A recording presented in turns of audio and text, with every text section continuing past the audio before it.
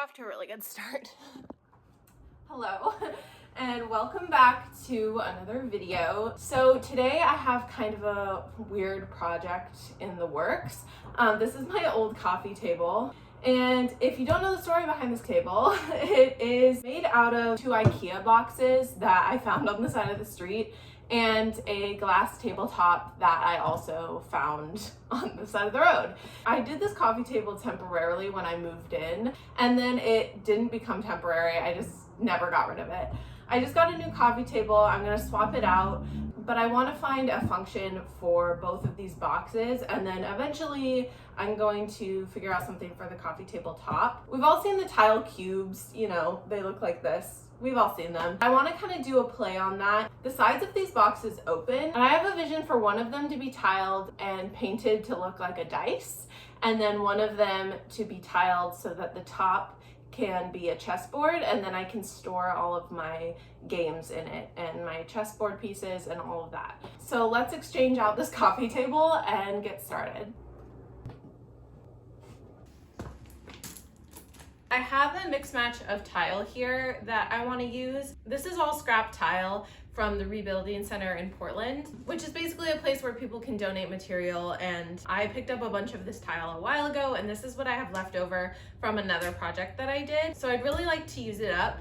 And then I also have all of this this newer tile that's just the plain white tile, but this one is shiny and this one is not, and they're different colors. So I'm going to paint them all. I'm not quite sure whether I want the dice one to be matte or glossy, and I'm not quite sure what color I want the chessboard one to be.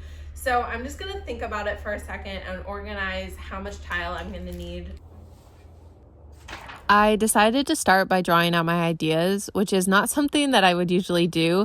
Usually I just wing it and hope for the best, but this project is going to be a little tedious, and I wanted to make sure that my idea in my head was going to work logistically for the size of the boxes that I had. Initially, my plan was to use this tile for at least one whole box just for the sake of consistency, but unfortunately it was just slightly too big for the top and hung over the edge a little bit.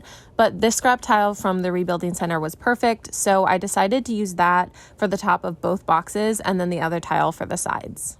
Usually tile has like a netting on the back to hold it together, but this scrap tile was held together with this kind of rubber material that I had to scrape off the edges and sand down before I could paint.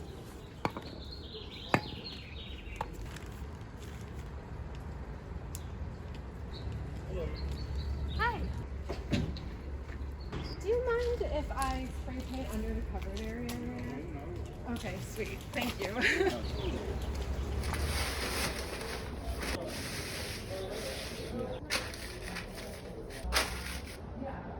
I had this old can of white spray paint that I decided to use, which was a terrible idea because it was super drippy and caused me a lot of pain, and I should have just gone and gotten a new can, but you know, I just make things harder for myself. So I painted the tile for one of the boxes white, and for the other box I wanted to do a more fun color, so I picked out this pastel purple. For all of the tile I did 2 layers of spray paint and then a layer of sealant on top. The next step was to glue on the tile, and I used liquid nails for this, which worked fine, but it was a little slow drying, and I had to wait for each side to dry before moving on to the next one. So it was a little more time consuming than necessary. If I were to do it again, I'd probably pick something a little bit more quick drying.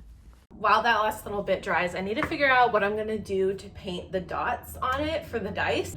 I'd originally got spray paint, and my plan was to do stencils and then just stencil the dots on, but I honestly think I'm going to mess it up because spray paint can be kind of finicky that way. So I think I'm gonna hand paint them, and I'm gonna go get some just house paint in a sample size and hand paint them on. I was trying to figure out what size I wanted to make the circles, and I ended up using the top of my coffee cup to trace them. And then I was also trying to figure out which numbers I wanted where. A traditional die has the number 6 and 1 across from each other, but it was going to be really hard to fit 6 dots on here with the size that I was doing. And I didn't really want the single dot on top, so I ended up doing my own layout instead of the traditional way. I did 3 coats of the black, and the reason I decided to paint these on before doing the grout was because I wanted to see what the white grout would look like in between the dots, and then if I didn't like it, I could always paint paint them in later, but I wanted to give myself the opportunity to see. I ended up hand painting on the chessboard as well, which I wish I could go back and do differently and spray paint them instead. It ended up working out, but spray painting would have been a lot quicker.